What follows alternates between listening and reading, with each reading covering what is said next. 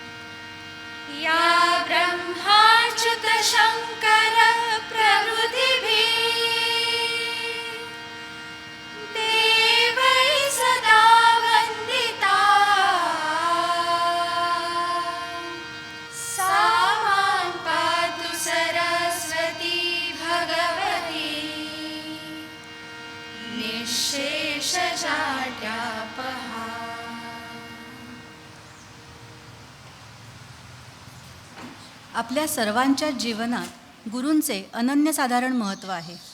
गुरुशिष्य परंपरा हा आपल्या भारतीय संस्कृतीचा अविभाज्य भाग आहे. गुरु बिन कौन बतावे वाट हेच खरं. आपणा सर्वांच्याच गुरुस्थानी असलेल्या लोकमान्य टिळक यांच्या पुतळ्याला पुष्पहार अर्पण करण्याची विनंती मी आपल्या संस्थेचे मान्यवर पदाधिकारी दांडेकर सर यांना करत आहे.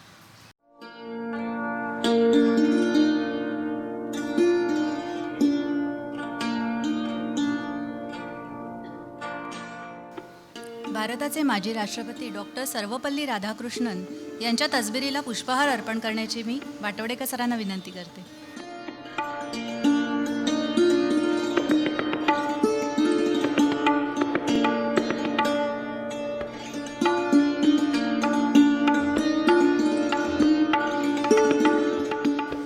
पेठेबाईंना मी विनंती करते की त्यांनी आपल्या शाळेचे माजी मुख्याध्यापक कैलासवासी मा सी पेंढारकर सर यांच्या तसबिरीला पुष्पहार अर्पण करावा.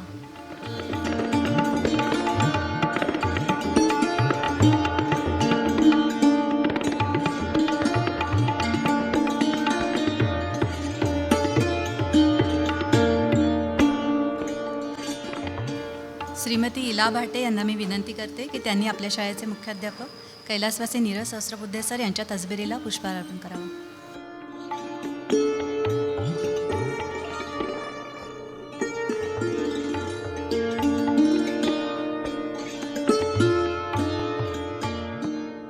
संस्थेचे मान्यवर पदाधिकारी दांडेकर सर यांना मी विनंती करते की त्यांनी आजच्या कार्यक्रमाचे प्रास्ताविक करावे. नमस्कार.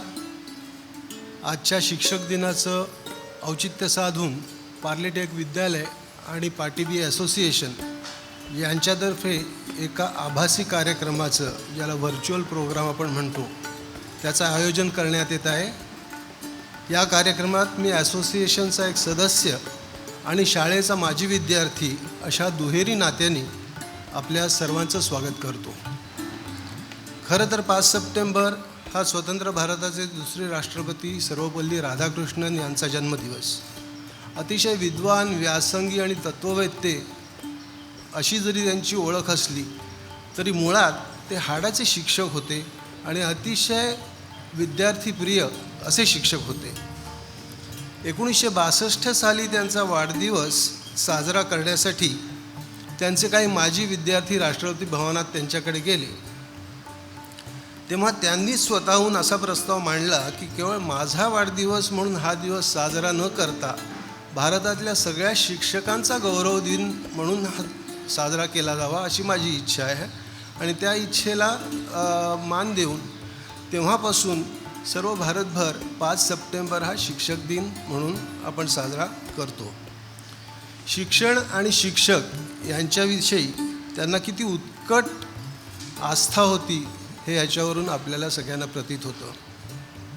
सुदैवाने आपल्या शाळेला आणि पर्यायाने आम्हा सर्व माजी विद्यार्थ्यांना देखील शिकवण्याची कळकळ आणि विद्यार्थ्यांविषयीची आस्था असणारे अनेक उत्तमोत्तम हाडाचे शिक्षक लाभले. त्यांनी हे क्षेत्र स्वेच्छेने निवडलं होतं आणि अक्षरशः वसा घ्यावा अशा तळमळीने ते सदैव कार्यरत राहिले, अगदी निवृत्त झाल्यानंतरसुद्धा. आपल्या शाळेचं आणि संस्थेचं हे शतक महोत्सवी वर्ष आहे हे लक्षात घेऊन यंदाच्या शिक्षक दिनी सर्व आजी माजी शिक्षकांचा एक भव्य मेळावा भरवावा आणि प्रत्येक शिक्षकाचा व्यक्तिशः यथोचित सत्कार सन्मान करावा असं संस्थेनं ठरवलेलंही होतं. दुर्दैवानं कोविडच्या संकटामुळे तसं काही घडू शकत नाही आहे, त्याला आपल्या सगळ्यांचाच नाईलाज आहे. पण या विपरीत परिस्थितीतही एक तोडगा काढून आपण आजचा कार्यक्रम योजलेला आहे. अर्थात त्याचं स्वरूप प्रातिनिधिक, प्रतिकात्मक आणि आभासी म्हणजे व्हर्च्युअल असं असणार आहे. वेळेची मर्यादा आणि इतर बंधनं यांचं भान ठेवून आखलेल्या या कार्यक्रमात आपण आजपर्यंतच्या शाळेच्या वाटचालीत सहभागी झालेल्या 2 उत्तुंग अशा व्यक्तिमत्वांचा आढावा घेणार आहोत, त्यांच्या आठवणी जागवणार आहोत, त्यांना गुरुवंदना मानवंदना देणार आहोत. ती 2 उत्तुंग व्यक्तिमत्व म्हणजे माननीय प्राचार्य मासी पेंढारकर सर आणि आदरणीय नीरज सहस्रबुद्धे सर. मी मगाशी म्हटल्याप्रमाणे हे प्रातिनिधिक आहे, कारण शाळेच्या उत्तरोत्तर वाढत जाणाऱ्या यशामध्ये, नावलौकिकामध्ये सर्वच शिक्षकांचा सहभाग आहे. त्यांनी आपापल्या परीने हातभार लावलेलाच आहे. पेंढारकर सरांचा आणि नीरसांचा मगाशी उल्लेख करताना कैलासवासी वगैरे शब्द मी हेतुपुरस्सर वापरले नाही. याचं कारण असं की देहरूपाने जरी ते आपल्यात आज नसले तरी आपल्या सर्वांच्या अंतःकरणात त्यांच्या स्मृती अगदी ताज्या टवटवीत आहेत आणि त्या सुखद स्मृती सदैव आपल्याबरोबर असणार आहेत. ज्ञानदेवे रचिला पाया, कळस झळके वरी तुकयाचा, हे वर्णन या दोघांच्या बाबतीत चपखल बसावं असंच आहे. पेंढारकर सरांनी पार्ले टिळकला भक्कम पाया घालून दिला आणि नीरसांनी त्या भक्कम पायावर कळस चढवला आणि ते मिळवलेलं गाठलेलं यशोशिखर टिकवण्याची कामगिरी ही त्यानंतरच्या पिढीतल्या सर्व मुख्याध्यापकांनी आणि शिक्षकांनी म्हणजे माननीय वाटवेबाई, देवबाई, करंडेबाई, वाडेकरबाई आणि सध्याच्या ठाकूरबाई आणि त्यांचे सर्व सहकारी या सर्वांनी मिळून निभावलेली आहे, बजावलेली आहे. अगदी अलीकडचं ताजं उदाहरण द्यायचं झालं तर नुकत्याच लागलेल्या SSC बोर्डाच्या निकालाचं देता येईल. पार्ले टिळक विद्यालय तसंच आपल्या इतरही सर्व शाळांचा रिझल्ट हा 100% लागलेला आहे. या समारंभाचं स्वरूप प्रातिनिधिक असल्यामुळे सर्व आजी आणि माजी शिक्षकांचं प्रतिनिधित्व करणार आहेत वयोवृद्ध, ज्ञानवृद्ध, तपोवृद्ध असे आपल्या सर्वांचे आवडते हर्डीकर सर. वय वर्ष 93, पण उत्साह अजूनही उदंड आहे. केव्हाही रस्त्यात गाठभेट झाली आणि हो तशी ती होते, कारण अजूनही पार्ल्यातल्या गजबजलेल्या रस्त्यांवरून ते बिनदिक्कत फिरतात. तर अशी जेव्हा भेट होते तेव्हा शाळेसंबंधी हमखास चौकशी करतात कोणते नवनवीन उपक्रम राबवले जात आहेत याची उत्सुकता त्यांना अजूनही कायम आहे. आजच्या या कार्यक्रमाची संपूर्ण आखणी आपल्या मुख्याध्यापिका माननीय ठाकूरबाई आणि माझी शिक्षिका रजनीबाई वेलणकर यांनी केलेली आहे. आभार मानलेले त्यांना आवडणार नाही, तेव्हा त्यांचे आभार न मानता त्यांना मी धन्यवाद देतो. आपल्या सर्वांचं या कार्यक्रमात पुन्हा एकदा स्वागत करतो आणि माझं प्रास्ताविक संपवतो. धन्यवाद सर. आपल्या शाळेने शतक महोत्सवी वर्षात यशस्वी पदार्पण केले आहे. या 100 वर्षांच्या प्रदीर्घ वाटचालीत शाळेच्या जडणघडणीत विद्यालयातील सर्वच शिक्षक शिक्षकेतरांचा सिंहाचा वाटा आहे. या सर्वांच्या पाठीशी खंबीरपणे उभं राहून त्यांना प्रोत्साहन देऊन विद्यार्थ्यांना मार्गदर्शन करून विद्यालयाच्या शिरपेचात मानाचे अनेक तुरे विराजमान करण्याचे महत्त्वाचं काम मुख्याध्यापकांचं. पार्ले टिळक विद्यालयाचा पाया भक्कम रचणारे असे आपले माजी मुख्याध्यापक ज्ञानतपस्वी आदरणीय मारुती सीताराम पेंढारकर सर. पेंढारकर सरांचा विद्यालयातील कार्यकाळ 2 कालखंडात विभागलेला आहे. जून 1937 ते मे 1945 आणि मार्च 1948 ते मे 1962. पेंढारकर सर आणि संस्कृत हे अगदी अविभाज्य समीकरण. 1962 सेवानिवृत्त झाल्यानंतर सुद्धा सर संस्कृतच्या अध्यापनासाठी अनेक वर्ष शाळेत येत असत. विद्यालयाची सांस्कृतिक परंपरा जोपासण्यासाठी आणि विद्यार्थ्यांची शैक्षणिक मानसिक उन्नती साधण्यासाठी अनेक अभिनव उपक्रम सरांनी यशस्वीपणे विद्यालयात राबवले. संख्याशास्त्राची सरांना विशेष आवड होती, त्यामुळे शाळेतील प्रत्येक गोष्टीचा यशाचा संख्यात्मक स्टॅटिस्टिकल आढावा ते घेत असत. आपल्या शाळेतील माजी व ज्येष्ठ शिक्षक श्रीयुत हर्डीकर सर यांना पेंढारकर सरांसोबत अनेक वर्ष काम करण्याची संधी लाभली. आज वयाची 90 ओलांडलेले हर्डीकर सर अनेक सुखद स्मृतींचा ठेवा आपल्यासाठी घेऊन आले आहेत. हर्डीकर सरांकडून त्या आठवणी आता आपण ऐकूया. आज गुरुवंदना हा जो कार्यक्रम संस्थेने आयोजित केलेला आहे त्यामध्ये पेंढारकरांसंबंधी जो माझा अनुभव आहे, जो काही काळ पेंढारकरांबरोबर मी घालवला, त्याबद्दल मी आज थोड्याशा काही गोष्टी सांगणार आहे. पेंढारकरांसंबंधी बोलण्याची मला ही संधी मिळाली याबद्दल खरंच धन्यवाद आहेत. संस्थेला मी फार म्हणजे संस्थेचे मी आभार मानतो. शनिवार सकाळची शाळा सुटून गेली होती. मैदान सगळं मोकळं होतं आणि मी प्रवेश केला.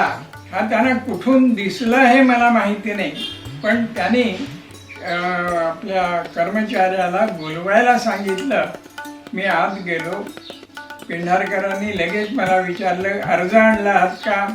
अर्ज घेतला, वाचला आणि मला क्लास लेसन घ्यावा लागेल हे सांगितलं. मी 2 दिवसाची मुदत दिली, लेसन घेतला आणि मला त्यांनी 13 जून पासून या असं सांगितलं. माझी ही नेमणूक झाली आणि मी टिळक विद्यालयामध्ये शिक्षक म्हणून कामाला लागलो. पेंढारकर स्वतः सकाळी 8:30 वाजल्यापासून शाळेचं काम करण्याकरता येत त्यांच्या डोक्यामध्ये अनेक विचार, अनेक योजना आणि त्या राबवण्याकरता त्यांचे हे उद्योग चालू असत. नवीन बिल्डिंगचं काम सुरू होतं. ते स्वतः जुन्या शाळेमध्ये संस्कृतचे वर्ग घेत असत आणि मी टिळक विद्यालयामध्ये लागल्यानंतर साहित्य विशारद असल्यामुळं मला त्यांनी मराठीचे क्लास घ्याल का असं विचारलं आणि मी त्याप्रमाणे मराठीचे क्लास घेत असे. हा कार्यक्रम सकाळचा असायचा 10च्या पूर्वी. स्पेशल क्लास असायचे. नंतर प्रार्थनेची वेळ झाली की पेंढारकर सगळ्या मुलांना मैदानात गोळा करून एखादा विचार सांगत आणि एकत्र प्रार्थना होत असे. आणि हीच कल्पना नवीन इमारत झाल्यानंतर त्यांनी विद्यार्थी वर्गात जाईपर्यंत एक रेकॉर्ड लावली जात असे. त्यांच्या डोक्यातल्या विद्यार्थ्याला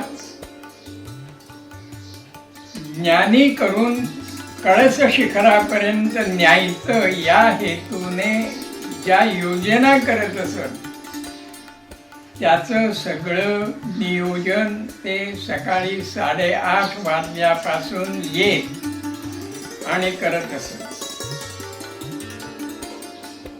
ज्याप्रमाणे विद्यार्थ्यांनी प्रगती करावी, निरनिराळ्या योजनांमध्ये भाग घ्यावा म्हणून ज्या योजना असत त्याप्रमाणे शिक्षकांनी सुद्धा जर लवकर येऊन काही आपलं नियोजन केलं, काही उत्साहाने काम केलं तर त्याकरता त्यांनी शाळेमध्ये येऊन या शिक्षकांनी खेळावं, काही मनोरंजनाचे कार्यक्रम करावे. तर याकरता शिक्षकाला सुखावह व्हावं म्हणून खुर्च्या सुद्धा त्याप्रमाणे करून घेतल्या होत्या. कॅरम बोर्ड ठेवलेला होता, बुद्धिबळाचा सेट ठेवलेला होता. शिक्षकांनी सुद्धा आपली प्रगती करावी ही त्या पाठीमागं त्यांची योजना होती. शिक्षक स्वतः मुख्याध्यापक हे सकाळी 8:30 वाजल्यापासून शाळेत आलेले असल्यामुळे दुपारी मधल्या सुट्टीमध्ये आपण सर्वांनी एकत्र यावं, चहा प्यावा, गप्पा गोष्टी माराव्यात म्हणून ते स्वतः टीचर्स रूममध्ये येत. त्यांचे समवयस्क श्रीयुत तारकुंडे, श्रीयुत उदगीरकर, बाबा कुलकर्णी, भागवत हे सुद्धा सगळी मंडळी त्या ठिकाणी बसलेली असत, गप्पा मारत. आम्ही मात्र ही लहान नवीन घेतलेली मंडळी यांना घाबरून त्यांच्याशी फार मोजकच बोलत असू. क्रीडा महोत्सवामध्ये किंवा कुठच्याही एखाद्या विषयामध्ये विद्यार्थ्याने विशेष काम केलं की ते नेहमी त्याचं कौतुक करत असत. आता हे कौतुक कायम राहावं, प्रोत्साहनपर व्हावं म्हणून त्यांनी सर्टिफिकेट देण्याची प्रथा पाडली. ही सगळी सर्टिफिकेट खेळातली आणि जनरल ही गावड्यांकडून सुंदर तयार करून छापून घेतली आणि विद्यार्थ्यांना देत असत. आज काही विद्यार्थ्यांकडे त्यातली सर्टिफिकेट्स असतील, ती सर्टिफिकेट्स त्यांना नोकरीच्या वेळेला उपयोगी पडत असेल.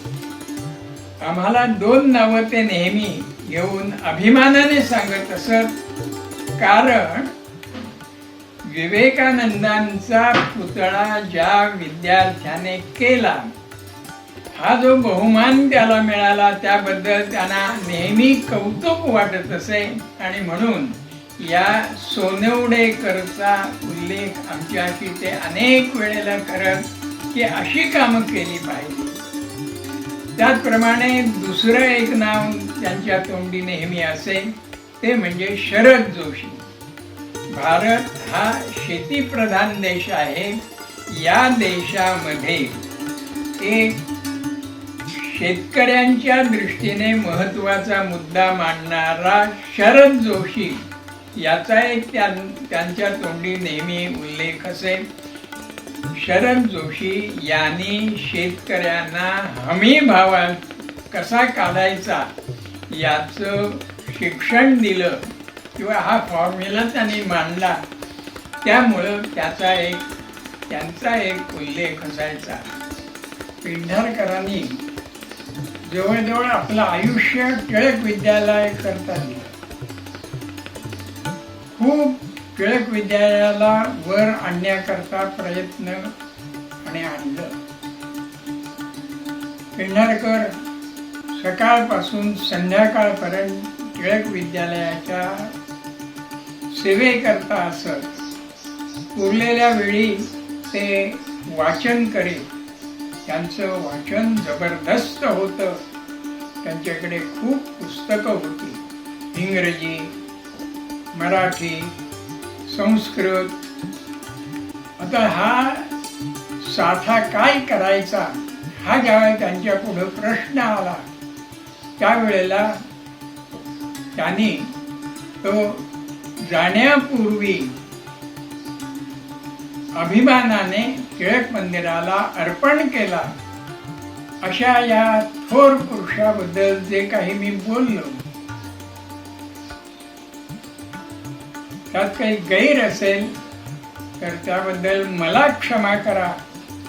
आणि मी मासी पेंढारकर यांना आदरपूर्वक मानवंदना करतो.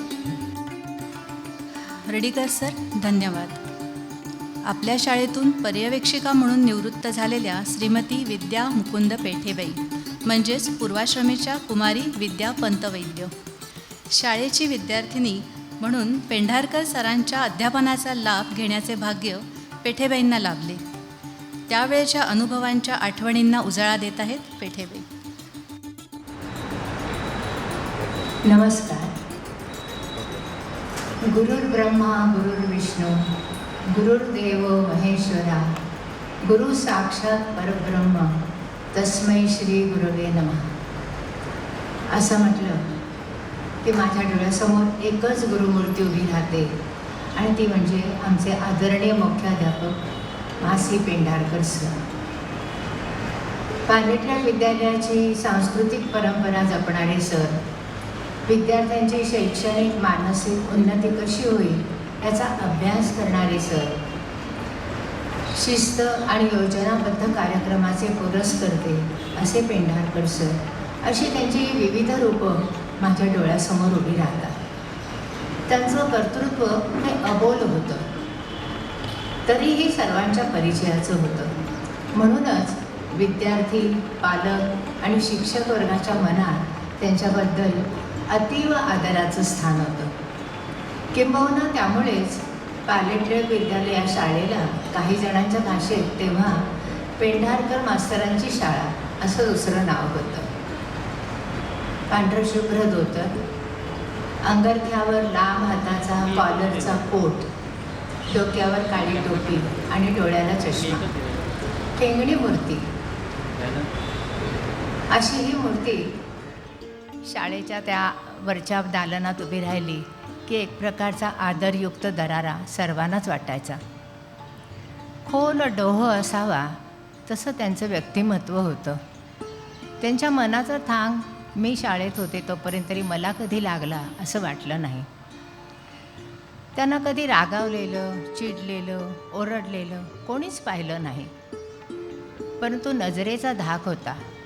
ज्यांनी कोणी चूक केलेली आहे त्यांच्याकडे सरांनी नुसतं बघितलं तरी त्याची नजर खाली वळायची. सरांचं सर्व काम हे योजनाबद्ध, वक्तशीर. 11 वाजायला 5 मिनटं असताना घंटा व्हायची, एक ध्वनिमुद्रिका लागायची, त्यानंतर शालेय प्रार्थना, त्यानंतर सरांचा गंभीर पण स्वच्छ आवाज, उच्चार अगदी शुद्ध परिपूर्ण आणि मोजक्याच शब्दात दिलेल्या सूचना. कुठेही पापट पसारा नाही, अगदी नेमकेपणा. सुट्टीनंतर म्हणजे शाळा भरली की सुट्टीची घंटा शाळा व्हायची आणि मग सुट्टी संपल्यावर सर आपल्या खोलीबाहेर येऊन उभे राहायचे आणि तिथून ध्वनिमुद्रिका थांबली की सर घंटेच्या जवळ येऊन उभे राहायचे.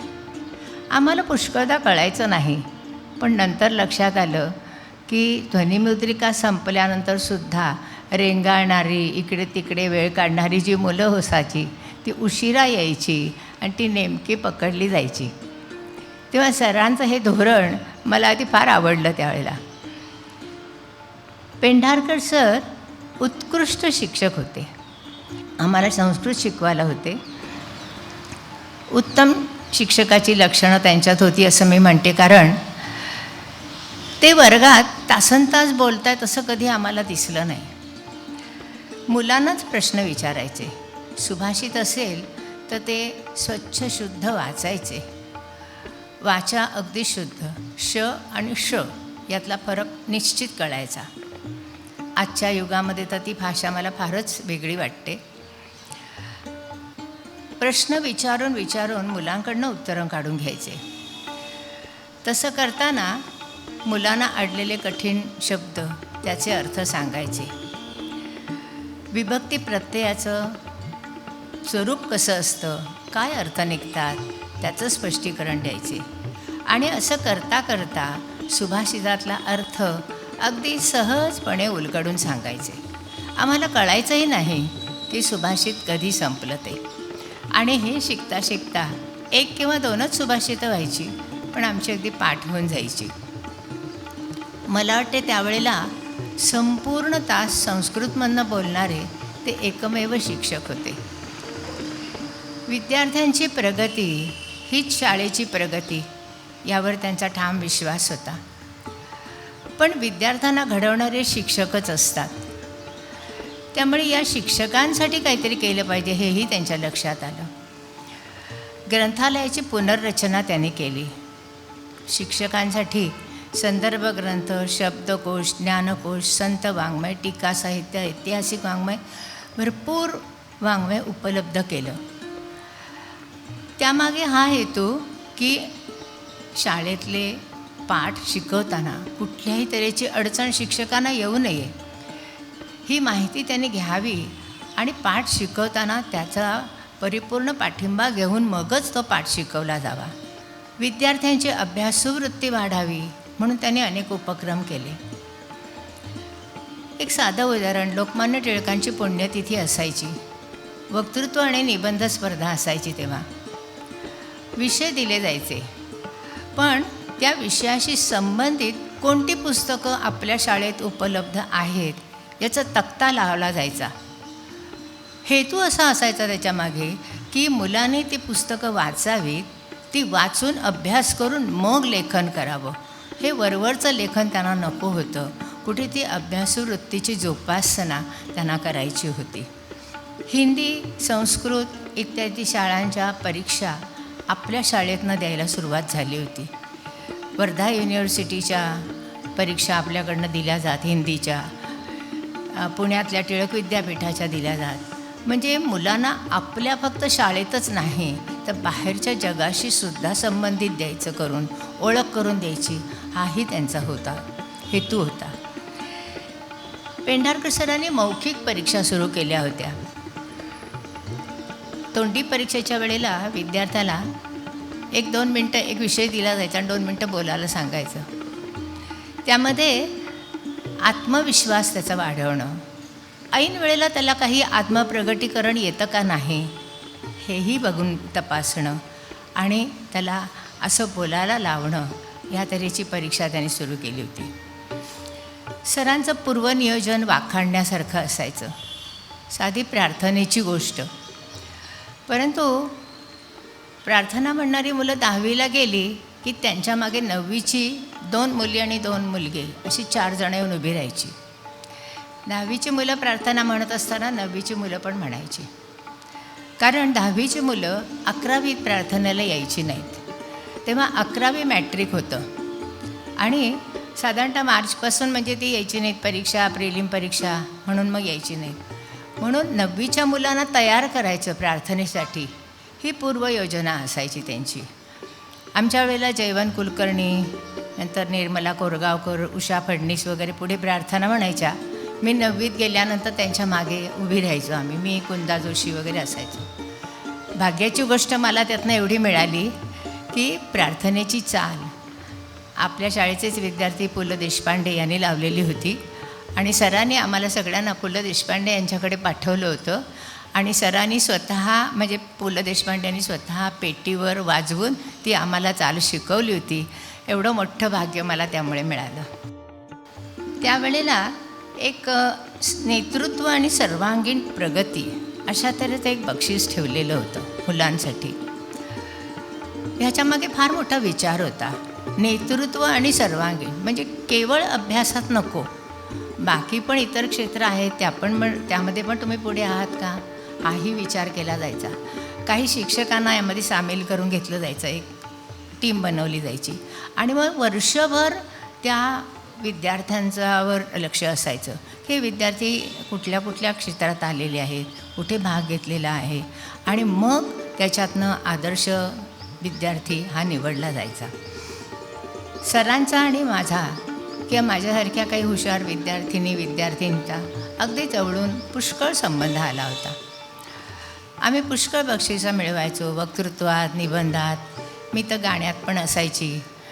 एकदा शिम परांजपे यांच्याबद्दल आमच्या वेळचे गांगल सर होते, त्यांनी कविता लिहिली होती स्मरणार्थ, ती मी गाऊन दाखवली होती. आम्हा सर्व हुशार विद्यार्थ्यांचं सर कौतुक करायचे, पण ते मोजकंच असायचं.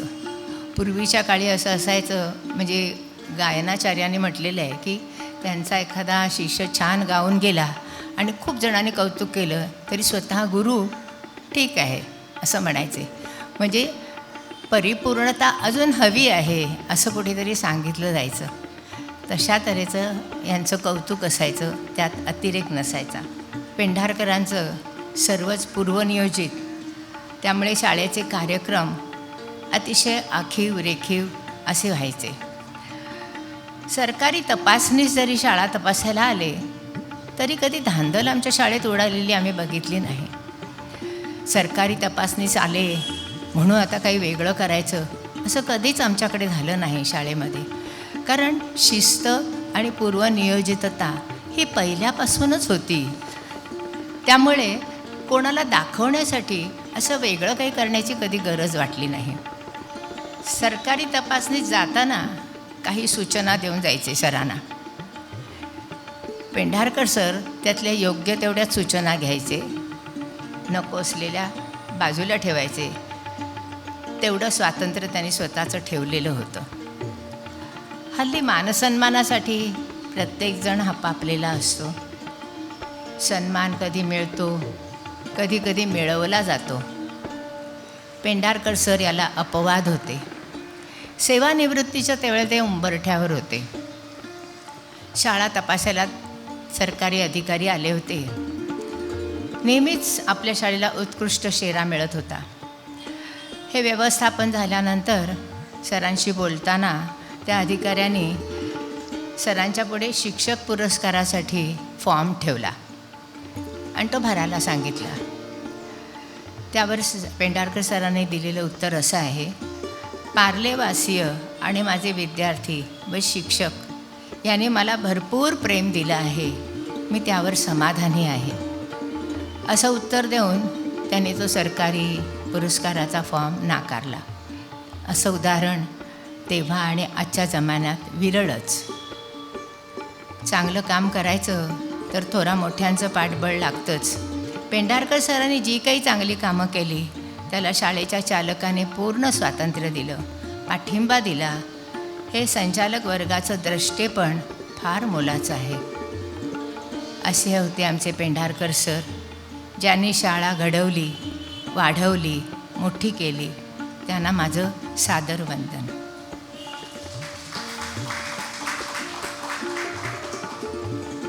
धन्यवाद पेठेबाई. आपल्या संस्थेचे पदाधिकारी श्रीयुत दांडेकर सर आता त्यांच्या विद्यार्थी जीवनातील शाळेतल्या काही आठवणी आपल्याला सांगणार आहेत. रूढार्थाने ज्याला आकर्षक म्हणता येईल असं सरांचं व्यक्तिमत्व खरं तर नव्हतं, आणि तरीही विद्यार्थ्यांवर, शिक्षकांवर आणि एकूणच शाळेच्या प्रशासनावर त्यांची जबरदस्त पकड होती. आणि ती त्यांनी आपल्या ऋषितुल्य आचरणातून मिळवलेली होती. Respect has to be commanded not demanded हे वचन त्यांच्या बाबतीत अतिशय लागू पडतं. त्यांनी कधीही कोणालाही मारल्याचं ऐकिवात नाही, कोणत्याही विद्यार्थ्याला. हात उगारणं तर दूरच राहिलं, पण साधं बोटही त्यांनी कधी लावलं नाही किंवा आवाजाची पट्टीही त्यांची कधी बदलली नाही. पण त्यांचं नुसतं आसपास असणं एवढंच पुरेसं होतं. आणि याचं एक महत्त्वाचं कारण मला असं वाटतं की त्यांची देहबोली जबरदस्त बोलकी होती आणि अत्यंत प्रभावी होती. स्वतःविषयी दुर्दम्य आत्मविश्वास असल्याखेरीज ती प्रकट होत नाही किंवा उसणीसुद्धा आणता येत नाही. आपल्या शतक महोत्सवी वर्षाच्या निमित्ताने जी स्मरणिका काढण्यात येते, तर त्या स्मरणिकेमध्ये पुष्कळांनी लेख पाठवलेले आहेत आणि ते वाचायची संधी मला मिळाली त्या स्मरणिकेचा निमंत्रक या नात्याने. आणि इतकं भरभरून लिहिलं आहे सरांविषयी, विद्यार्थ्यांनी, शिक्षकांनी, अचंबित व्हायला होतं. तर त्यातलीच एक आठवण मी आज तुमच्याशी शेअर करणार आहे. ती मुळात सांगितली आहे 1964 SSC बॅचच्या आनंद जयराम बोडस यांनी. ते एका व्यावसायिक विमान कंपनीतून कॅप्टन या पदावरून निवृत्त झाले. त्यांच्या शब्दात मी आठवण सांगतो ती. 8वीत असतानाची गोष्ट.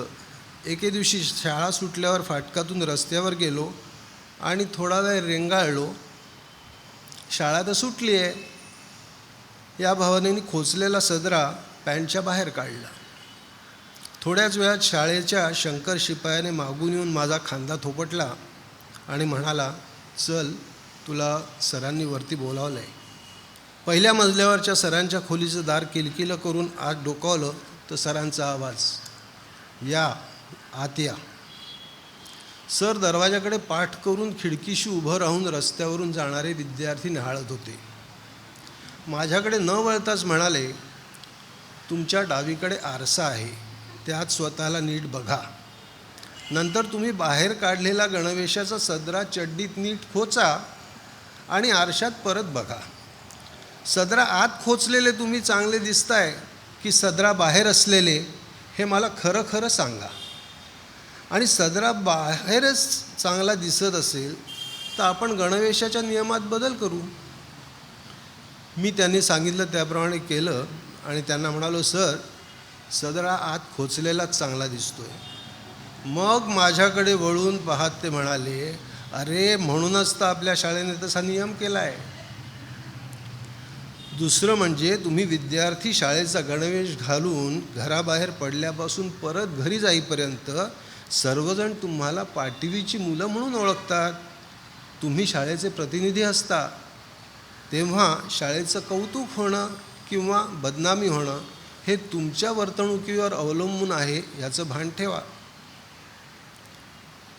बोडस, तू तर गोरेगावहून येतोस, तिथले लोकसुद्धा तुला पाटवीचा प्रतिनिधी समजत असतील.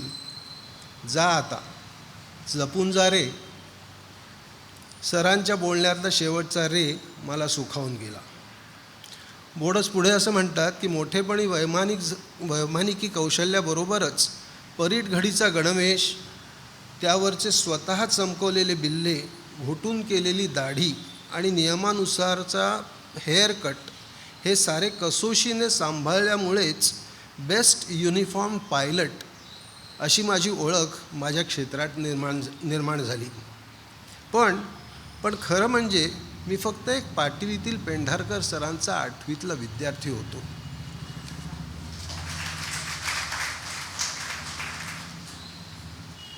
धन्यवाद सर. आपल्या शाळेच्या माजी विद्यार्थिनी डॉक्टर गौरी माहुलीकर यांनी मुंबई विद्यापीठात संस्कृत विभाग प्रमुख हे मानाचं स्थान भूषवलं आहे. सध्या त्या केरळ येथे चिन्मय विश्वविद्यापीठाच्या डीन म्हणून कार्यरत आहेत. आजच्या गुरुवंदना या कार्यक्रमाला प्रत्यक्ष उपस्थित राहण्याची त्यांची इच्छा असूनही सध्याच्या कोरोनाच्या गंभीर परिस्थितीमुळे डॉक्टर माहुलीकर केरळ येथून मुंबईत येऊ शकल्या नाहीत. पण पेंढारकर सरांच्या आठवणींना उजाळा देण्यासाठी त्यांनी आवर्जून एक ध्वनिचित्रफीत आपल्यासाठी पाठवली आहे. आता आपण ती ध्वनिचित्रफीत बघूया. नमस्कार. पार्ले टिळक विद्यालयाच्या शताब्दीनिमित्त आणि परवाच झालेल्या लोकमान्य बाळ गंगाधर टिळक यांच्या स्मृतिशताब्दीवर आठवण झाली म्हणून मला असं वाटलं की पार्ले टिळक विद्यालयातल्या माझ्या अल्पकाळातल्या काही आठवणी आहेत, पण त्याच्यात मासी पेंढारकर सरांची खूप चांगली हृदय आठवण माझ्याकडे आहे. मला आठवते पार्ले टिळक विद्यालयामध्ये इयत्ता 9वीत असताना मी आले आणि तीही कुठेतरी मध्ये मला वाटतं सप्टेंबरमध्ये वगैरे आले, पनवेलहून आले होते. त्यामुळे मी 9-2 ह्या तुकडीत होते. झालं काय की 9वीच्या परीक्षेत, वार्षिक परीक्षेत हिंदी आणि संस्कृत या दोन्ही विषयात मला सर्वोत्तम गुण मिळाले आणि मला बरीच बक्षिसं मिळाली आणि पहिल्या 50त माझा नंबर असल्यामुळे मी 10-1 ह्या तुकडीत आले. तेव्हा 10वी आणि 11वी ह्या दोन्ही इयत्तांना हायर मॅथमॅटिक्स आणि लोअर मॅथमॅटिक्स असं त्या काळात होतं. ही कधीची गोष्ट करते मी, 1969 साली माझं SSC झालं, मॅट्रिक झालं. तर 1968 साली मी 10-1मध्ये माझा प्रवेश झाला. पण एक तुकडी ही हुशार मुलांची तुकडी, त्याच्यामुळे तिथे वास्तविकच हायर मॅथमॅटिक्स होतं आणि गणोबा म्हणजे माझा शत्रू नंबर 1, त्याच्यामुळे मला काही ते झेपेना. लोअर मॅथमॅटिक्स घेतलं तर बरं म्हणून मी फॉर्म बदलला आणि लोअर मॅथमॅटिक्स घेतलं. परिणामतः 1मधनं माझी उचलबांगडी झाली आणि 10-4मध्ये मी आले. माझं सुदैव की 10-1ला पेंढारकर सर संस्कृत शिकवायला होते आणि 10-4ला पण तेच होते. त्यांनी सुरुवातीला मला 10-1मध्ये बघितलं आणि 9वीत ही कोण पनवेलहून आलेली मुलगी सगळी बक्षिसं घेते म्हणून कदाचित त्यांच्या स्मरणात मी होते. त्यांनी जेव्हा मला 10-4मध्ये पाहिलं तेव्हा त्यांनी मला बोलवलं तास झाल्यानंतर आणि विचारलं की तुम्ही इथे कशा? ते कधी तू म्हणायचे नाहीत, तुम्ही इथे कशा? मी म्हटलं सर मला ना खूप भीती वाटते गणिताची, तर मी लोअर मॅथमॅटिक्स घेतलं म्हणून मी 10-4मध्ये आले. तुम्ही असं करू नका. मला म्हणाले तुम्ही जर इथे राहिलात तर तुमचा पहिला नंबर येईल हो, पण एरंडोपी द्रुमायते निरस्तपादपे देशे, तुम्हाला वाटेल आपण फार हुशार आहोत, तसं नाही आहे, तुम्हाला स्पर्धाच राहणार नाही इथे. तुम्ही असं करू नका, तुम्ही 10-1मध्ये जा आणि पुन्हा हायर मॅथमॅटिक्स घ्या. तर माझा काही धीर होईना. नीर सहस्रबुद्धे तेव्हा सुपरवायझर होते बरं का, आणि बाबा कुलकर्णी हे आमचे मुख्याध्यापक होते. तर माझा काही धीर होईना, परत जा आणि खाडाखोड करा. तर सर स्वतः माझ्याबरोबर आले कार्यालयामध्ये शाळेच्या आणि त्यांनी सहस्रबुद्धे सरांना सांगितलं की ह्या मुलीला हायर मॅथमॅटिक्सच घ्यायला हवं आणि ती 10-1मध्ये राहायला हवी. आणि मला चांगले मार्क मिळाले, 10वीत चांगले मार्क मिळाले, 11वीत चांगले मार्क मिळाले गणितात बरं का. 11वीत गेल्यानंतर सरांचा तास चालू होता आणि एकदा शाळेच्या तपासणीसाठी इन्स्पेक्टर आले होते. तर संस्कृतचा तास चालू होता. तर इन्स्पेक्टरने विचारलं काय मग पेंढारकर सर तुमच्या वर्गात कोणी आहे का जगन्नाथ शंकरशेठ मिळवू शकेल असं? आणि सरांनी माझ्याकडे बोट दाखवलं.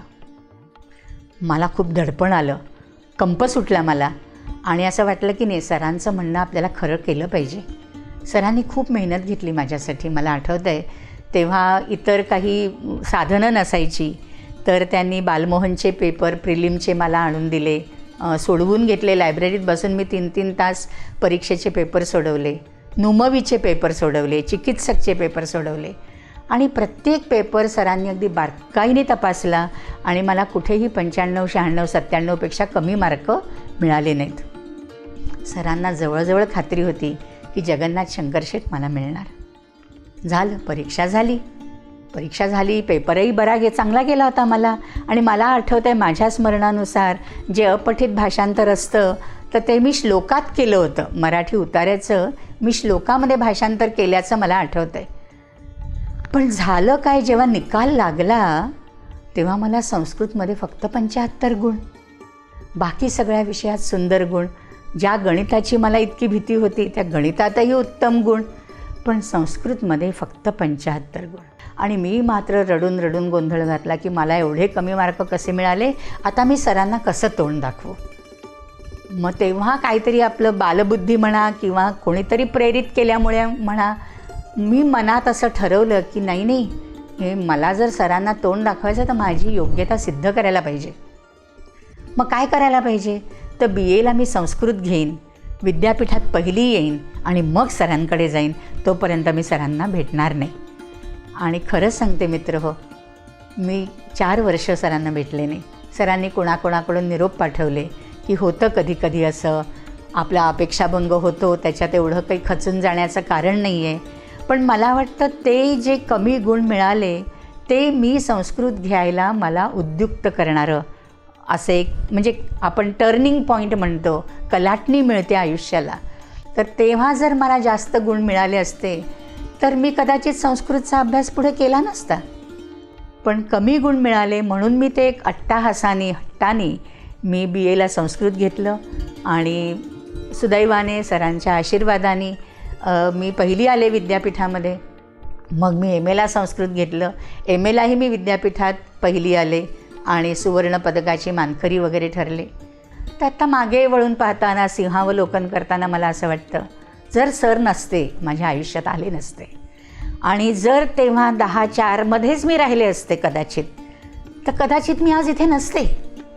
म्हणजे मुंबई विद्यापीठाच्या संस्कृत विभागाचं विभाग प्रमुख पद म्हणा, किंवा आत्ता चिन्मय विद्यापीठामध्ये मी डीन म्हणून, संकाय प्रमुख म्हणून कार्य करते आहे. संस्कृतच्या क्षेत्रात मी माझ्या परीने यथाशक्ती खूप काहीतरी करण्याचा प्रयत्न करते, एक वसाव घेतल्यासारखं काम करते आहे. पण जर सर नसते तर कदाचित हे सगळं झालं नसतं. मला असं आठवत आहे की अगदी लहान असताना तेव्हा काही श्लोक सर सांगायचे, त्याचा अर्थही कळायचा नाही. मला आठवतं आहे कुमार संभवातला श्लोक, शैलाधिराज तनया न ययौ न तस्थौ, हा श्लोक त्यांनी शिकवला होता. कुठच्या संदर्भात मला माहिती नाही, पण जेव्हा जेव्हा मी कुमार संभव शिकवलं तेव्हा तेव्हा सरांची आठवण आल्यावरच राहिली नाही. तर मी आणखीन काही सांगू शकत नाही, पण सरांचे अनंत उपकार आहेत.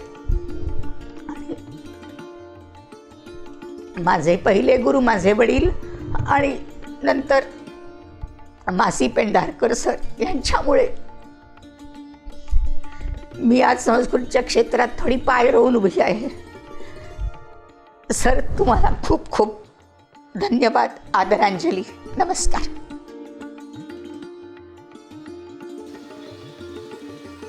आपल्या विद्यार्थिनीवर प्रचंड विश्वास ठेवून तिला तिच्या ध्येयाची दिशा दाखवणारे पेंढारकर सर आणि त्या ध्येयपूर्तीसाठी अविरत झटून ते ध्येय साध्य करणाऱ्या डॉक्टर माहुलीकर मॅडम, खरंच धन्य ते गुरु आणि धन्य ती शिष्य. डॉक्टर माहुलीकर मॅडम, खरंच खूप खूप धन्यवाद. पार्ले टिळक विद्यालय असोसिएशनच्या माजी विद्यार्थ्यांना आवाहन. आपले सगळेच शिक्षक आपल्याला आठवतात असं नाही, पण काही शिक्षक मात्र कायम स्मरणात राहिलेले असतात. कधी त्यांची एखादी लकब आठवत असते, तर कधी एखादी सवय, तर कधी त्यांच्याबाबत घडलेला किस्सा. तुमच्या अशाच आठवणी आता तुम्ही पाठवा आपल्या ॲपवर. हो, आता ॲपवर तुम्ही पोस्ट करू शकता आणि इतरांच्या पोस्ट तुम्हाला दिसणार देखील आहेत. या सुविधेची सुरुवात आपण आपल्या गुरूंच्या अर्थात शिक्षकांच्या स्मरणाने करणार आहोत. आजच तुमच्या शिक्षकांविषयीची एखादी आठवण नेमक्या शब्दात लिहा आणि PTVA ॲपवर पोस्ट करा.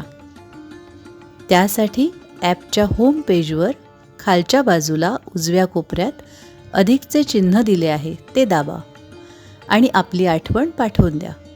तुमच्या आठवणी, फोटो तुमचे मित्र आणि PTVA ॲपवरचे इतर सभासद पाहतील.